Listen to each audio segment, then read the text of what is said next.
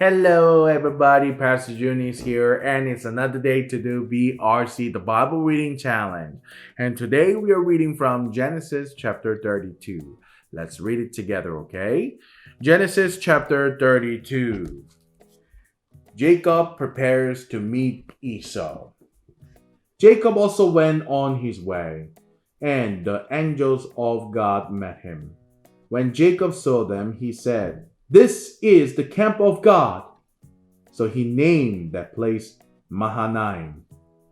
Jacob sent messengers ahead of him to his brother Esau in the land of Seir, the country of Edom.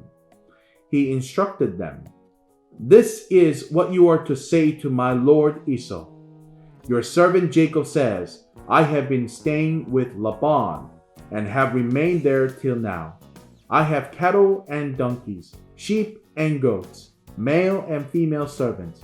Now I am sending this message to my lord, that I may find favor in your eyes." When the messengers returned to Jacob, they said, "We went to your brother Esau, and now he is coming to meet you, and 400 men are with him." In great fear and distress, Jacob divided the people who were with him into two groups, and the flocks and herds and camels as well.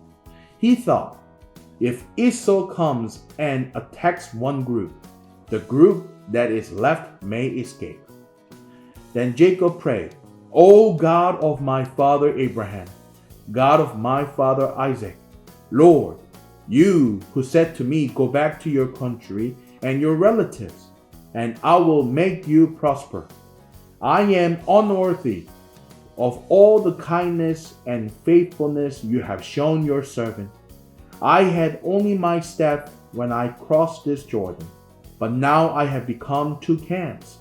Save me, I pray, from the hand of my brother Esau, for I am afraid he will come and attack me, and also the mothers with their children. But you have said, I will surely make you prosper and will make your descendants like the sand of the sea, which cannot be counted." He spent the night there, and from what he had with him, he selected a gift for his brother Esau: 200 female goats and 20 male goats, 200 ewes and 20 rams, 30 female camels with their young, 40 cows and 10 bulls, and 20 female donkeys and 10 male donkeys.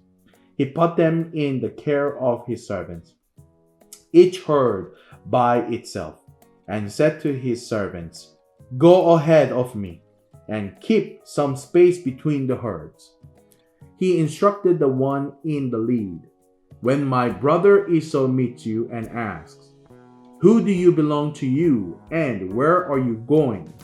And who owns all these animals in front of you?' then you are to say, 'They belong to your servant Jacob. They are a gift sent to my lord Esau, and he is coming behind us.'" He also instructed the second, the third, and all the others who follow the herds, "You are to say the same thing to Esau when you meet him, and be sure to say, 'Your servant Jacob is coming behind us,' for he thought, 'I will pacify him with these gifts I am sending on ahead.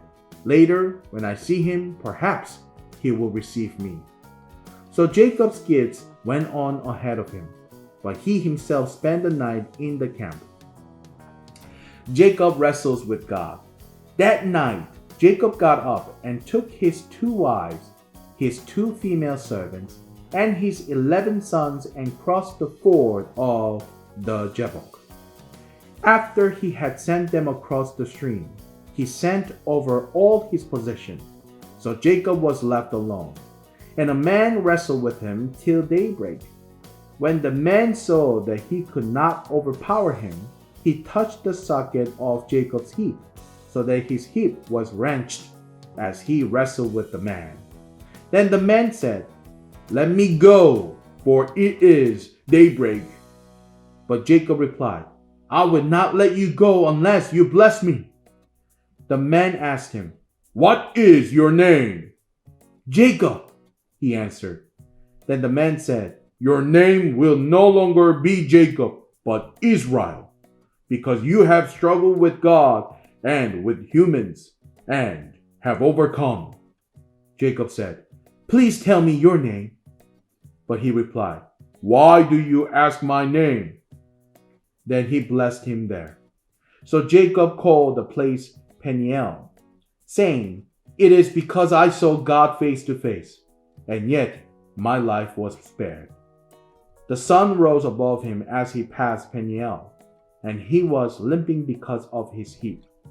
Therefore, to this day, the Israelites do not eat the tendon attached to the socket of the hip, because the socket of Jacob's hip was touched near the tendon. Amen, everybody. And that was Genesis chapter 32. What an interesting story, right? I'll see you next time. Bye-bye.